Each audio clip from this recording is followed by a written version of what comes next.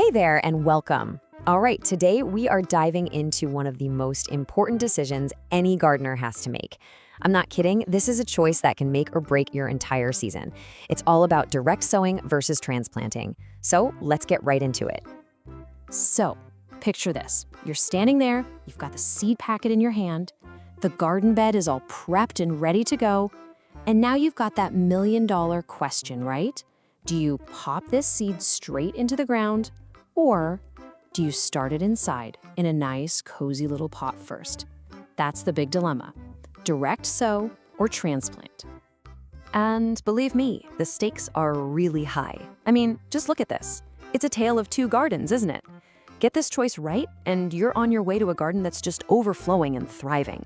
But get it wrong, and you could be looking at a bed full of sad, stunted plants and deformed veggies. This one choice really does set the stage for everything that comes after. Okay, so how do we make sure we end up with the happy garden? Well, to make the right call, we just need to understand the two very different paths every single seed can take. And there's real logic to it, I promise. Once you see it, you'll know exactly what to do. First up, we've got direct sowing. This is pretty much exactly what it sounds like. You sow the seed directly into your garden soil, right where it's going to live its whole life. This is the way to go for plants that grow super fast, or, and this is the big one, for plants that get really fussy about their roots being disturbed. And then you have the other option, transplanting. This is all about giving certain plants a head start on the season. You start them in a small pot indoors, let them grow into a strong little seedling, and then you move it out to the big garden once the weather is just right. This is absolutely essential for those plants that are kind of slow pokes. So why all the fuss? It all comes down to this one thing, transplant shock. Moving is stressful for plants. For some, it's just a little hiccup they get over in a day or two. But for others, it's a total disaster that can stunt their growth, give you weird-looking vegetables, or even, kill the plant entirely. Our main goal here is to avoid that shock. So to make this super simple, I want you to think about your veggies like they're on different sports teams, okay? There are 3 of them. And once you know which team a vegetable plays for, you'll always know exactly what to do with their seeds. First up, meet Team 1. These guys are the divas of the garden. We're calling them the Don't Touch My Roots squad. You know the type, delicate, a little dramatic, and they have one major rule: don't touch the roots. For these guys, transplant shock is a huge, serious threat.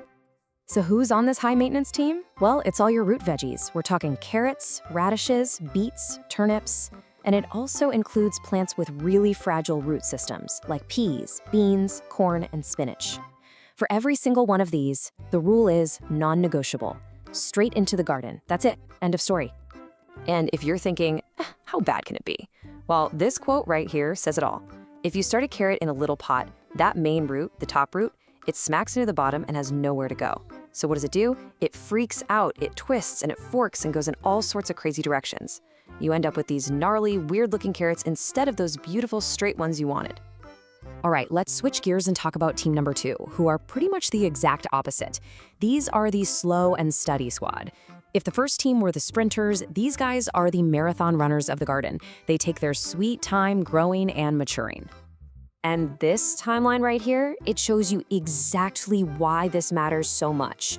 Look, if you waited to plant a tomato seed outside in May, you might not get any ripe tomatoes until October, which is right when the first frost is probably going to hit. But by starting them indoors way back in March, you're giving them a 6 to 8 week head start. That's a huge advantage. This team is full of all the summer superstars, right? Tomatoes, every kind of pepper you can think of, eggplant, they all need a long, hot season to really produce, which, let's be honest, most of us just don't have enough of. You've also got celery and Brussels sprouts on this list because they take forever to grow. So for these guys, starting them indoors isn't just a suggestion, it's pretty much a requirement. Okay, and that brings us to our final group, Team 3, the swing voters. These are the easygoing, adaptable plants in the garden. They can totally go either way. You can direct sow them or you can transplant them. But what's right for them? Well, it all comes down to where you live. So how do you make the call for this group? It's actually a pretty simple 3-step process. Step 1, you've got to know your growing season. Just look up the first and last frost dates for your area. Step 2, if you have a short season, you'll want to transplant them to get that valuable head start. And step 3, if you're lucky and have a nice long season, hey, save yourself some work and just pop those seeds directly in the ground. And this team is packed with a ton of garden favorites you'll see. We're talking cucumbers, zucchini, and all kinds of other squash, pumpkins and melons, plus leafy greens like lettuce and kale, and even things like broccoli and cauliflower. For all of these, your climate gets the final say. Okay, I know that was a lot to take in. The 3 teams, who's on which.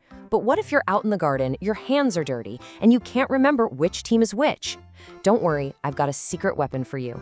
A super simple rule of thumb that works almost every single time.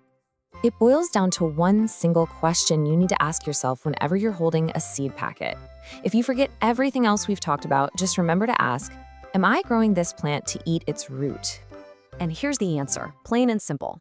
If your answer is yes, for things like carrots, beets, radishes, then you absolutely must direct sow. You've got to protect that main taproot at all costs.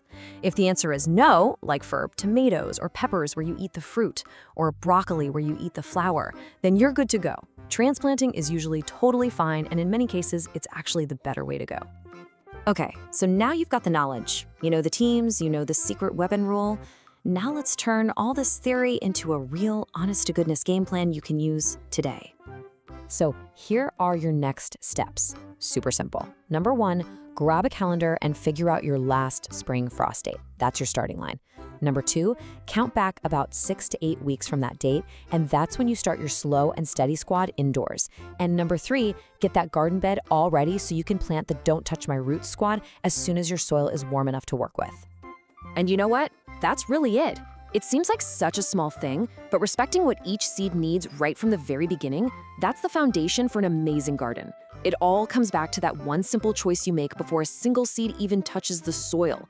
So the only real question left is, what are you going to plant first? Go get 'em. Your best garden ever is waiting for you.